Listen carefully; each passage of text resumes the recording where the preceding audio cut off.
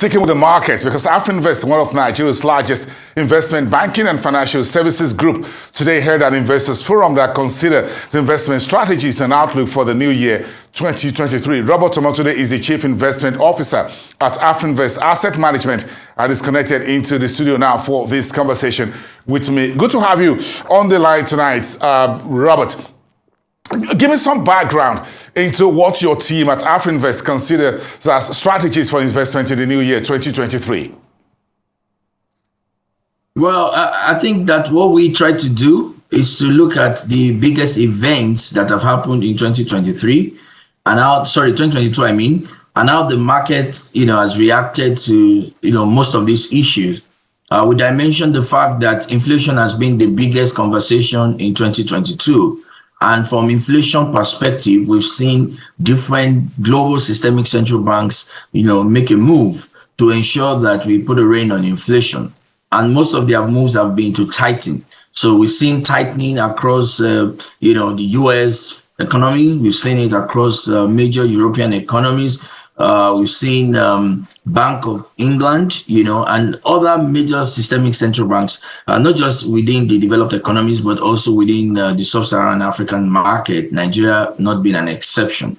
So we are trying to take a, crystal ball to look at 2023 and to, imagine what are the things to expect from your investment perspective.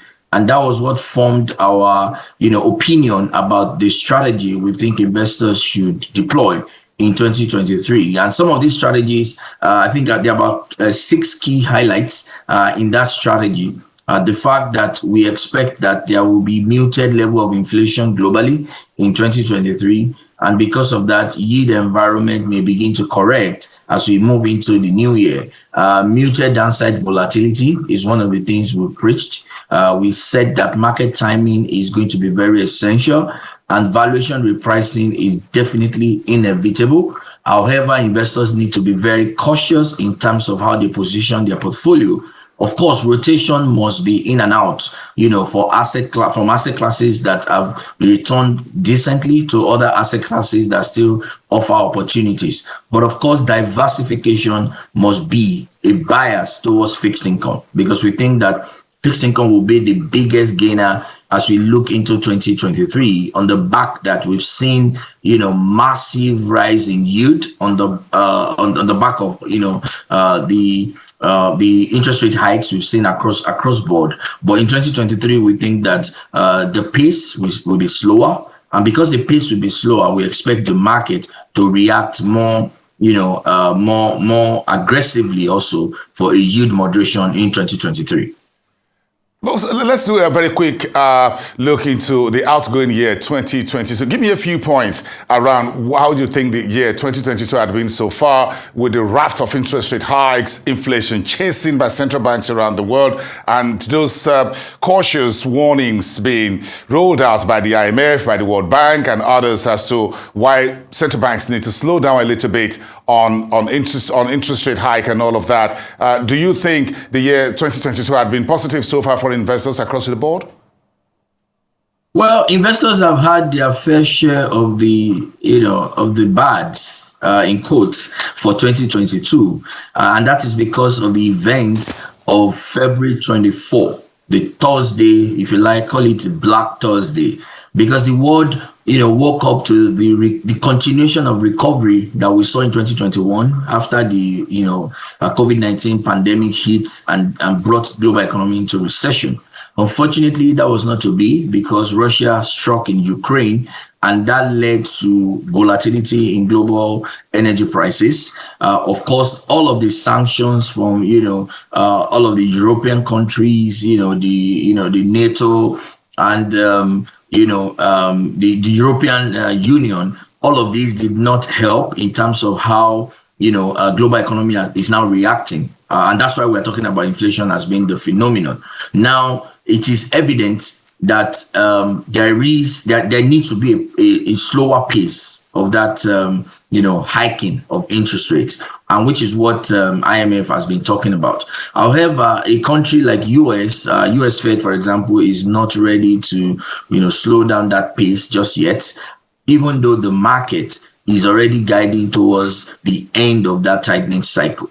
So what we think is that 2022 has served investors different cocktails, most of which have been negative. Which is why 2023 is a year to be optimistic about. Optimism is coming on the back of the fact that we are beginning to see moderation in inflation for the US market and other European economies. We are going to see that ripple effect within the sub-Saharan African market, Nigeria not being an exception. And that's why 2023 promises to be a very great year for investors that are discerning and will position their portfolio to benefit from all of these possibilities in 2023. I want to be a discerning investor in the Nigerian market for 2023. What's your playbook? From the monetary policy side, from the fiscal side, the election is around the corner. How are you putting all of this together as that cocktail? Serve me that tonight for 2023. Absolutely. But politics is the biggest for the Nigerian economy in 2023. One of the projections we did was to look at the polity and the electioneering and how all of these are going. We identified 3 major candidates that we think will produce. Among these 3 candidates will be the winner. Definitely, we are not unclear as to whether any of these 3 will be the winner. Definitely, these 3 major political parties, one of them will present the president. And one thing we are excited about is their policy choices, their policy inclination, the fact that these 3 candidates are pro-growth, they are pro-market, and market is actually excited about them. If there is anything market is worried about, it's about conducting a peaceful election so that we do not have tension within the system.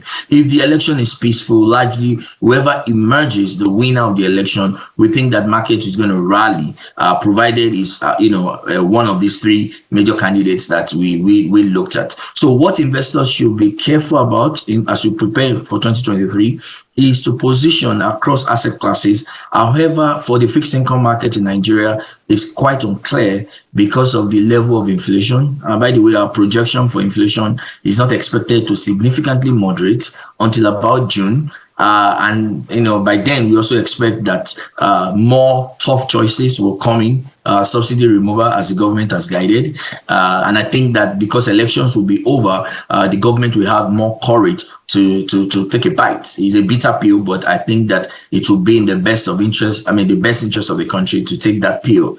And that will be the game changer for inflation again, because pressure will rise. So that makes the fixed income market locally uncertain as to how the yields will go. But for equities market, there'll be quite a number of opportunities, market corrections across board because of the negative sentiment that we've seen right now. There is